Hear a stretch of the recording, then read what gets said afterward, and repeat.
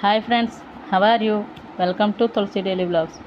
ఈరోజు గంధామావాస్య సందర్భంగా నేను మా ఊర్లో ఉన్న నూకాల తల్లి టెంపుల్కి వచ్చాను.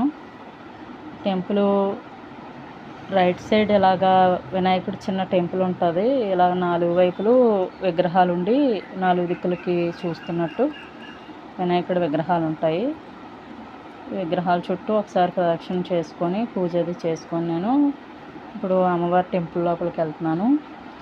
ఈ టెంపుల్కి బయట వైపు అంతా ఇలాగా అమ్మవారి అన్ని రూపాలని ఇలాగా విగ్రహాల రూపంలో పెట్టారు. అమ్మవారి ధనలక్ష్మి, ధాన్యలక్ష్మి, ధైర్యలక్ష్మి, సంతానలక్ష్మి, ఇలాగా కాళహస్త్రీదేవి, కాత్యాయనిదేవి, ఇలా అమ్మవారి విగ్రహాలన్నీ విగ్రహాల రూపంలో పెట్టారు. ఈ అన్ని విగ్రహాలని చూస్తూ గుడి చుట్టూ ప్రదక్షిణ చేసుకొని ఇప్పుడు గుడి లోపలికి వెళ్ళడానికి ఇది మెయిన్ గర్భగుడి. ఈ గర్భగుడి బయట కూడా అమ్మవారి కొన్ని ఆదిశక్తి రూపాలు ఉంటాయి కదా, అవన్నీ కూడా చుట్టూ ఉంటాయి. ఈ బ్యాక్ సైడ్ కనకమహాలక్ష్మి అమ్మవారి గుడి విగ్రహం ఉంది. నెక్స్ట్ లక్ష్మీదేవి విగ్రహాలు, పార్వతీదేవి విగ్రహాలు అన్నీ ఉంటాయి గుడి చుట్టూ. ఇవన్నీ చూసి ప్రదర్శన అది చేసుకొని దర్శనం చేసుకున్న తర్వాత ఇప్పుడు అమ్మవారి గుడిలోకి వెళ్తున్నాము. ఈ నెల రోజులు అంటే కొత్త అమావాస్య నుంచి గంధామావాస్య వరకు, అంటే పోయిన నెల అమావాస్య నుంచి ఈ నెల అమావాస్య వరకు పూజలు చేస్తారనమాట నూకాల తల్లి అమ్మవారికి.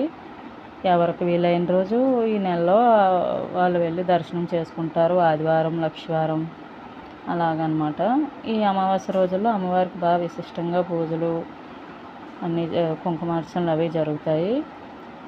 ఈరోజు అమ్మవారికి పళ్ళు, పువ్వులు, చీర, పసుపు, కుంకుమ అన్నీ అమ్మవారికి సమర్పించి భక్తితో అమ్మవారిని కొలుస్తారు. ఇప్పుడు అమ్మవారి దర్శనం చేసుకున్న తర్వాత అమ్మవారు చాలా బాగున్నారు కదా, అమ్మవారిని దర్శనం చేసుకొని బయటకు వచ్చిన తర్వాత లెఫ్ట్ సైడ్ ఇలా పెద్ద వేప చెట్టు ఉంటుంది. ఈ వేప చెట్టు దగ్గర అమ్మవారికి ఇష్టమైన అన్నం, పప్పు, బెల్లంతో తయారు చేసిన అట్టు వేసి నైవేద్యం కింద పెట్టి ఉపహారం పెడతారు.